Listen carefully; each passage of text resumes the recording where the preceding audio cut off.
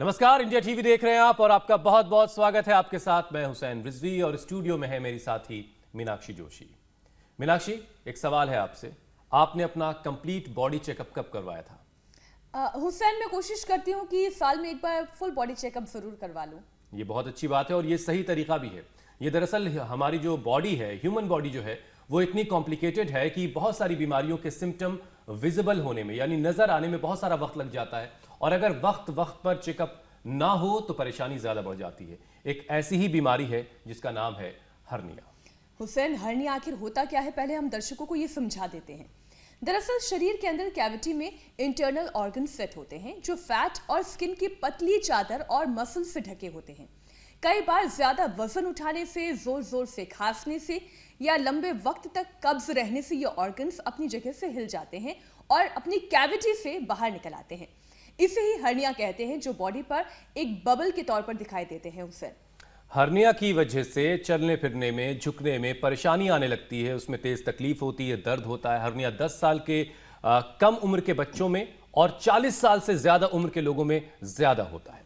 भारत में नाभि का हर्निया, कमर और थाइस के ज्वाइंट्स में हर्निया, पेट के निचले हिस्से में स्पोर्टल हर्निया, सर्जरी वाली जगह पर इनसिजनल हर्निया बहुत कॉमन है। हुसैन, हमारे बहुत से दर्शकों ने ये बार बार रिक्वेस्ट किया कि हर्निया पर हम एक स्पेशल शो करें जिससे योग के जरिए बिना सर्जरी के हर्निया को क्योर किया जा सके। और स्वामी जी ये कहते भी रहे हैं कि हर्निया बिना सर्जरी के ठीक हो सकते हैं। स्वामी रामदेव आज योग के जरिए हर्निया को क्योर करने का सटीक उपाय बताएंगे और शीर्षासन के साथ आज उन्होंने शुरुआत कर दी है। स्वामी जी, बहुत बहुत स्वागत है आपका इंडिया टीवी पर एक बार फिर। बहुत बहुत स्वागत है स्वामी जी। बहुत बहुत प्रणाम मीनाक्षी बहन, हुसैन भाई, नमस्ते, अस्सलाम वालेकुम। तो स्वामी जी, शीर्षासन से हर्निया की परेशानी में ज्यादा फायदा होता है लगता है। आप तो अपनी जुल्फे भी दिखा रहे हैं। शीर्षासन से तो जो करेगा उसका हर्निया कभी होगा ही नहीं, एक तो ये है। और दूसरा ये है, हर्निया वाले जो पेशेंट हैं वो और कोई ज्यादा एक्सरसाइज बहुत अच्छे से नहीं कर पाते, तेज कोई खेल नहीं सकते, फुटबॉल, वॉलीबॉल, कबड्डी, कुश्ती, तेज दौड़ भी नहीं सकते। तो उनके लिए आज बहुत अच्छी एक्सरसाइज है, वो मैं बताऊंगा। तब तक मीनाक्षी जी सर्वांगासन कर लेंगे। और आप लोग ये सब हर्निया के पेशेंट हैं जो यहाँ पर हैं, कुछ ने ऑपरेशन करवा लिया, कुछ ने अभी करवाया नहीं, वो हमारे पास आ चुके हैं। आप थोड़ा चलो, जॉगिंग करो, पहला पोज आराम आराम से। और मैं एक बहुत ही साइंटिफिक एक्सरसाइज बता रहा हूँ, स्विमिंग। यद्यपि अभी सर्दी जा रही है और गर्मी आ रही है, उसमें तो और मजा आएगा। और सीधे या उल्टे ऐसे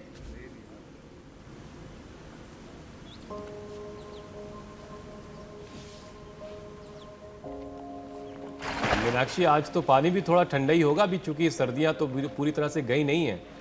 अब स्वामी जी ने इतनी तेज दिसंबर जनवरी की ठंड में योग कर लिया खुले आसमान के नीचे, तो उनके लिए तो क्या ठंडा और क्या गर्म। बिल्कुल। और कहा जाता है स्विमिंग हजार तरह की एक्सरसाइज से बेहतर चीज है और स्विमिंग बहुत फायदे की चीज होती है।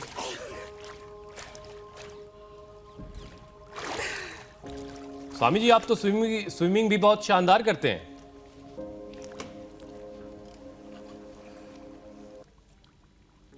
अभी मैं आपको सुन सकता हूं, पहले सुन नहीं सकता था। मैं ये कह रहा था स्वामी जी कि आप स्विमिंग भी बहुत शानदार करते हैं।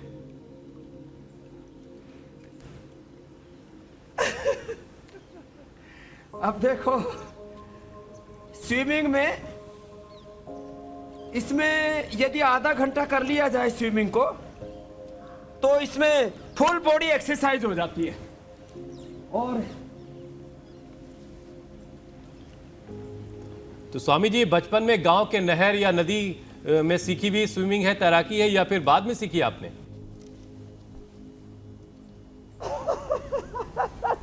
आपने एकदम ठीक कहा, ये गांव के तालाब में सीखी हुई स्विमिंग है। मैं बचपन में एक बार पानी में डूब भी गया था तो फिर वहीं से कुछ लोगों ने मुझसे कहा हमें तैरना सीखना है, लेकिन पानी में नहीं उतरना, क्योंकि जब तक तैरना नहीं आएगा पानी में नहीं उतरेंगे। फिर सीखेंगे नहीं तो पानी कैसे? में नहीं उतरोगे तो तैरना भी नहीं। बिल्कुल तो- सही बात। तो अभी देखो हमने एक तो देखो जो हर्निया वाले हैं वो ऐसे जॉगिंग का ये एक अभ्यास, और वो तेजी से चल सकते हैं और उल्टे चल सकते हैं ऐसे, ये ऐसे हम यहाँ उल्टे भी चलाते हैं, उल्टे चलाते हैं ऐसे। सीधी तो सारी दुनिया चलती है, हम उल्टा भी चलाते हैं। तो ये उल्टा चलना हर्निया वालों के लिए बड़ा अच्छा है। खैर यहाँ से शुरुआत की हमने, और हर्निया वाले आगे झुकने वाले अभ्यास करें, पीछे झुकने वाले ना करें। जैसे पीछे चक्रासन में ऐसे झुकते हैं, ऐसे झुकते हैं, ऐसे झुकते हैं, तो पीछे झुकने वाले ना करें, आगे झुकने वाले अभ्यास करें। इसमें से आधों ने ऑपरेशन करवा लिया है, ऑपरेशन के बाद भी कहीं तो काफी कष्ट में है, और आधे ऐसे हैं जिन्होंने अभी ऑपरेशन नहीं करवाया है, वो हमारे पास आ गए पाद हस्तासन से, फिर वापस आ गए। तो ये पाद हस्तासन, श्वास बाहर छोड़ करके आगे झुक गए, पेट को खींच लिया अंदर, और पेट को अंदर खींच करके कोशिश करें छाती हमारी जंघाओं से और घुटनों से लग जाए ऐसे, और माथा भी ऐसे झुक गए। तो स्वामी जी जिन्होंने ऑपरेशन नहीं करवाया है, जो आपके पास आ गए हैं, पाद हस्तासन बड़ा जबरदस्त। अब उन्हें ऑपरेशन करवाने की जरूरत तो नहीं पड़ेगी ना? अब ऑपरेशन की जरूरत बिना पड़े, इधर आओ। अब देखो जो है कई है मेरे पास यहाँ, उसमें से एक ये भी है। हा? क्या नाम है? दीपक गोयल। इधर बैठो। अभी कब से हर्निया है? मेरे को 15 महीने हो गए हर्निया। मैं बिलासपुर, रायपुर कई जगह डॉक्टर को दिखाया, सब डॉक्टर बोले सर्जरी कराना है करके, लेकिन मैंने सर्जरी का अभी तक विचार नहीं किया था, इसलिए मैं आपके पास आया हूँ। अभी क्या हाल है? अभी दर्द में बहुत आराम है। किधर और था? ये इनगुलिन हर्निया में। वो नीचे निकल जाता है।